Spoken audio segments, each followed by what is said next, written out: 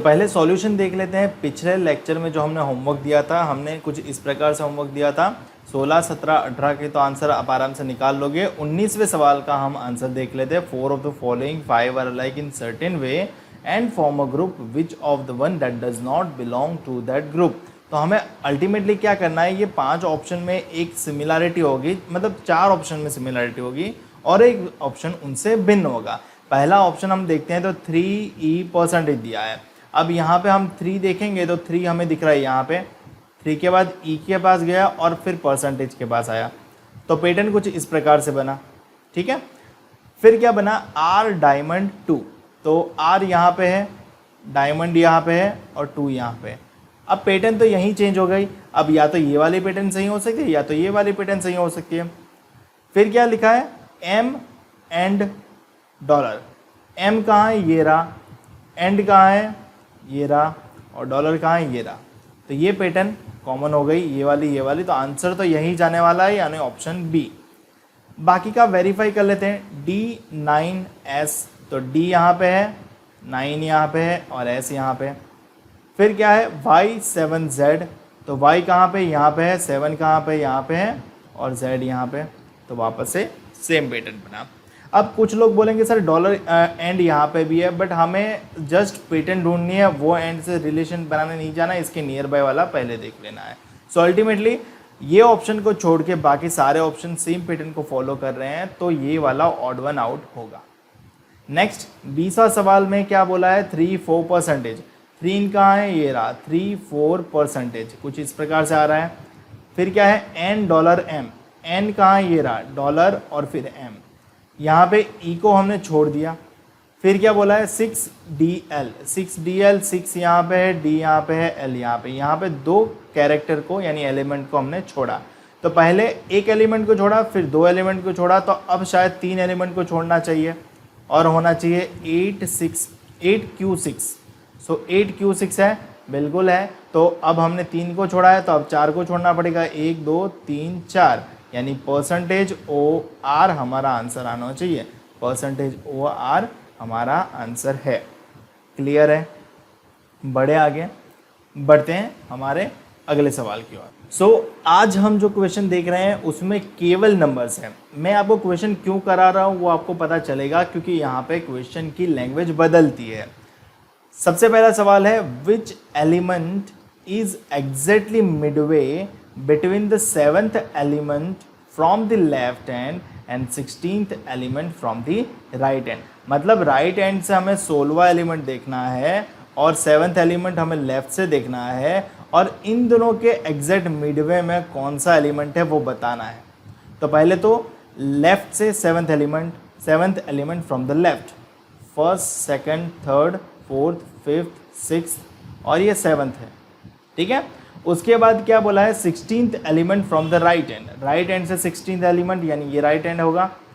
1st, 2nd, 3rd, 4th, 5th, 6th, 7th, 8th, 9th, 10th, 11th, 12th, 13th, 14th, 15th और ये होगा 16, ठीक है। अब इन दोनों के बीच का मुझे मिडल वाला मतलब एलिमेंट बताना है। मिडल वाला मतलब ये 3 और 2 5, यहाँ से भी 5 काट लेते, 3 और 2 5, ठीक है। इतना तो कट गया, 5 5 हो गए। अब यहाँ पे मिडल वाला कौन आ रहा है, 8 आ रहा है, तो हमारा आंसर जाएगा 8, ऑप्शन ए में अवेलेबल है, ठीक है। देखो कंसंट्रेशन पावर नहीं रहेगा तो यहाँ पे गड़बड़ होगी और आप नेगेटिव मार्क लेके आओगे, तो कंसंट्रेशन अच्छे से होना चाहिए। बढ़ते हैं अगले सवाल की ओर। अगला सवाल है, how many perfect square are there to the right of 14th element from the right hand. क्या बोला है, ऐसे कितने परफेक्ट स्क्वायर है। परफेक्ट स्क्वायर किसको बोलते हैं, सिंगल डिजिट है तो सिंगल डिजिट में एक परफेक्ट स्क्वायर है क्योंकि 1 का स्क्वायर 1 होता है। फिर 4 एक परफेक्ट स्क्वायर है क्योंकि 2 का स्क्वायर 4 होता है। फिर 9 एक परफेक्ट स्क्वायर है क्योंकि 3 का स्क्वायर 9 होता है। तो हमें ढूंढने हैं इन तीनों में से, मतलब जितने भी इटरेशन मिलते हैं वो।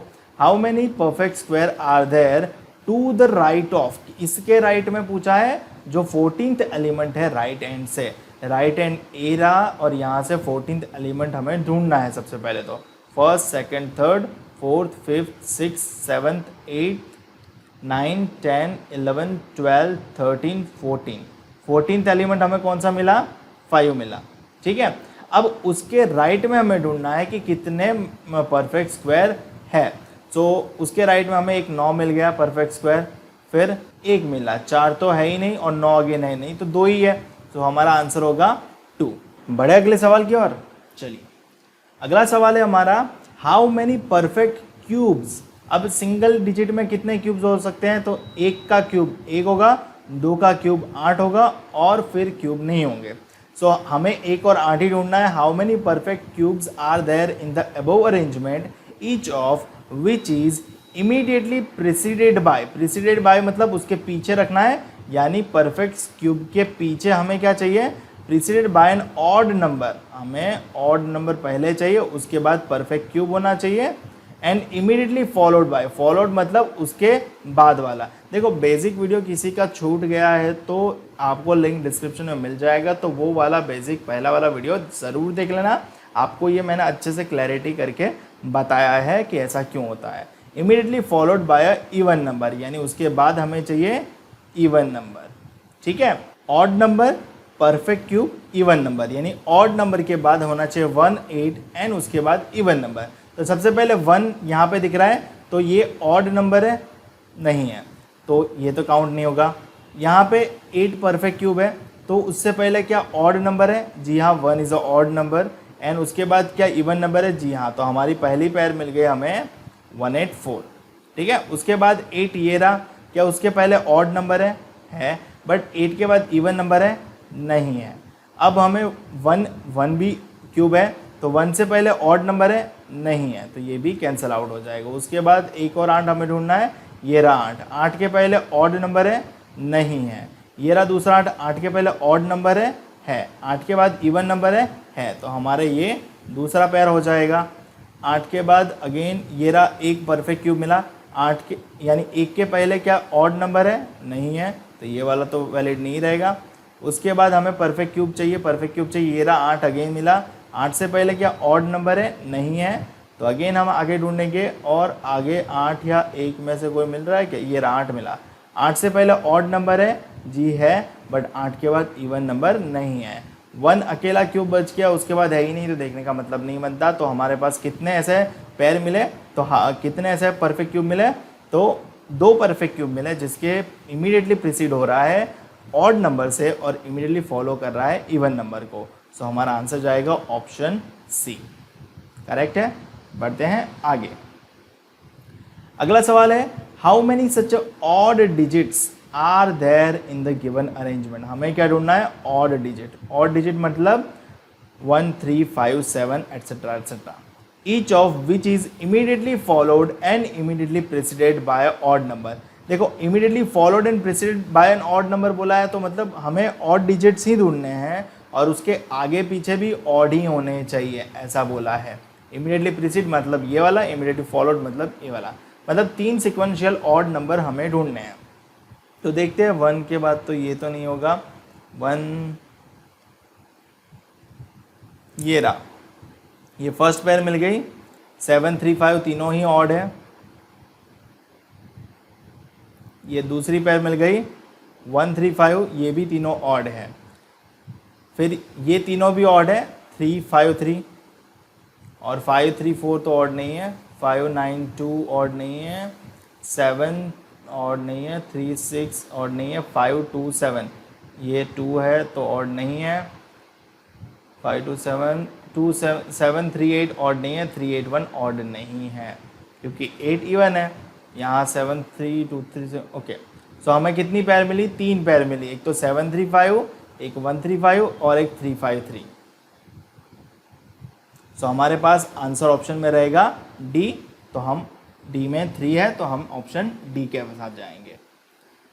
बढ़ते हैं अगले सवाल की ओर और अगला सवाल है, which of the following element is 5th to the right of 10th from the right hand. दोनों ही डायरेक्शन क्या है, राइट, तो इन दोनों का क्या होगा डिफरेंस। देखो ये लॉजिक मैं काफ़ी बार बता चुका हूँ, अगर आपने प्रीवियस वीडियो नहीं देखा है तो वीडियो ज़रूर देख लेना।